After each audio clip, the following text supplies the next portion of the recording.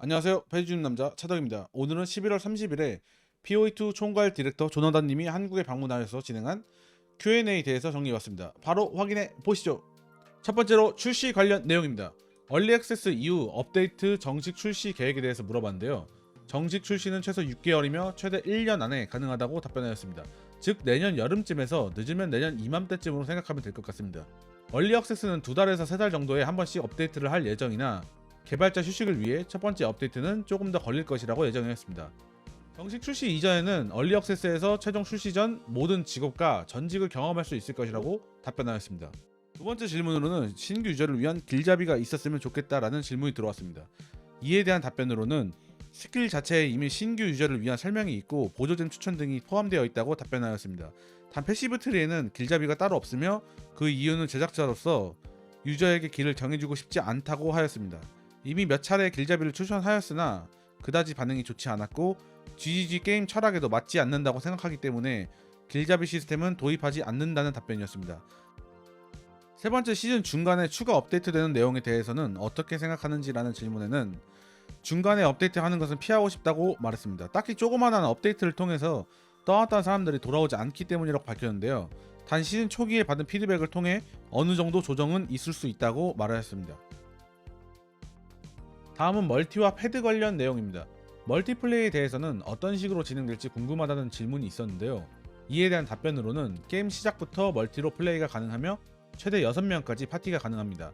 특이한 점으로는 캠페인 구간에서 진행 도중에 파티원이 죽으면 서로 간의 부활이 가능하나 엔드게임에서는 부활이 불가능합니다. 다음은 패드 관련 내용입니다. 아무래도 WASD 이동이 원작과는 다르게 불편할 수도 있다는 의견 때문에 패드를 사용하려고 하시는 분들이 많은 것 같습니다. 이에 따라 PC 패드 연결에 어느 정도 완성도가 적용되었는지에 대한 질문이 있었는데요. 이에 대한 답변으로는 POE1에 비해서 정말 몇 배나 잘 되어 있다고 답변하였습니다. 완성도에 대해서는 아직은 좀 더 노력할 부분이 있다고 생각을 하고 패드 자체 팀이 있는 만큼 더 완벽하게 만들기 위해 노력하고 있다고 말하였습니다. 단 모든 스킬 및 엔드게임에서 하나씩 확인하다 보니 놓치는 부분이 있을 수 있으니 계속해서 발전해 나갈 것이라고 답변하였습니다. 이에 이은 질문으로 패드 플레이 시 타겟팅 개선이 되었는가에 대한 질문에는 노력하고 개선된 부분은 있지만 아까 말씀드린 대로 놓치는 부분이 있을 수 있다고 답변하였습니다. 다음은 아이템 관련입니다. 첫 번째로 전작에서 칼란드라의 거울처럼 상징적인 아이템이 있었는데 이번에도 있는지 또는 이러한 기존 아이템이 또 있는지에 대한 질문에는 거울은 그대로 존재하며 POE2만의 아이템을 생각하고 있다고 답변하였습니다.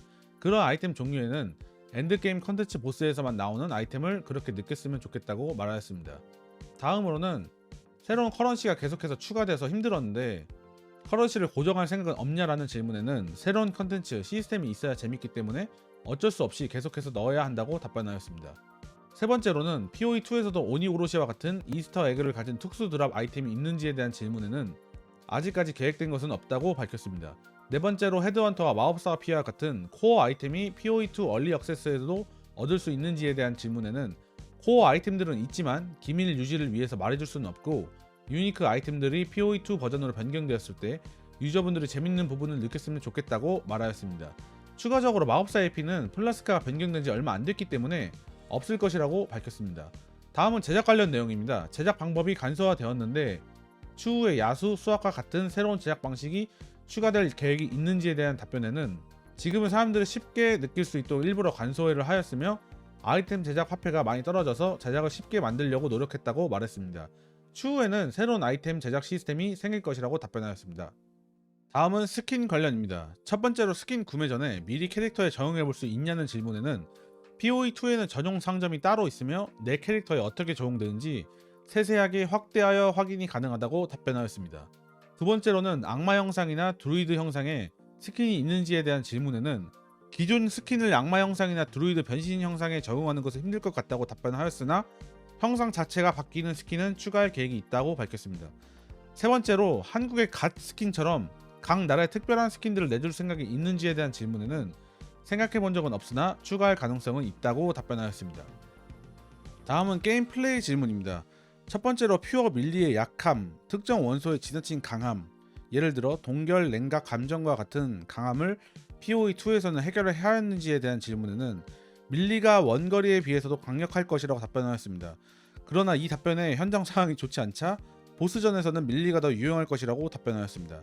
다음에 원소에 대한 답변으로는 모든 원소류가 비교되었을 때 완벽하게 밸런스가 맞아야 된다고 생각하진 않는다고 말했으며, 이번에는 모든 스킬이 유견결이 가능하기 때문에 특정 상황에서 사용하는 스킬셋을 구성하는 것이 좋을 것이라고 말했습니다. 두 번째로 도트캡이 3000만에 고정되어 있었는데 PoE2에서도 그럴 예정인지에 대한 질문에는 기존에 캡이 있었던 것은 기술적 이슈가 있었기 때문에 그랬던 거고 PoE2에서는 없을 예정이라고 답변하였습니다.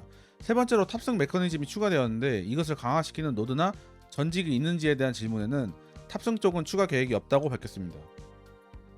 세 번째로 피나클 보스의 포탈이 하나인데 라이트 미들급 유저들이 피나클 보스에는 도전 경험이 너무 적은 것 같다, 이러한 부분을 개선될 방안이 없는가에 대한 질문에는 피나클 보스가 이름 그대로 최종적 보스이기 때문에 초초 상위권들을 위한 컨텐츠이다, 그렇기 때문에 포탈은 한 개로 제한한다고 밝혔습니다. 재시도가 가능하면 그러한 의미가 퇴색되기 때문에 최종 보스는 엄청나게 어려울 것이라고 생각이 됩니다. 다음은 게임 자체 질문입니다. 첫 번째 질문으로는 PoE 경제 시스템이 독특하면서도 탄탄한데 GEG 내 경제학 전공자 또는 이를 담당하는 부서가 있는지에 대한 질문에는 전담팀은 없으나 PoE 경제는 자유롭게 유저들이 만들어가는 것이 GEG의 철학이라고 답변하였습니다.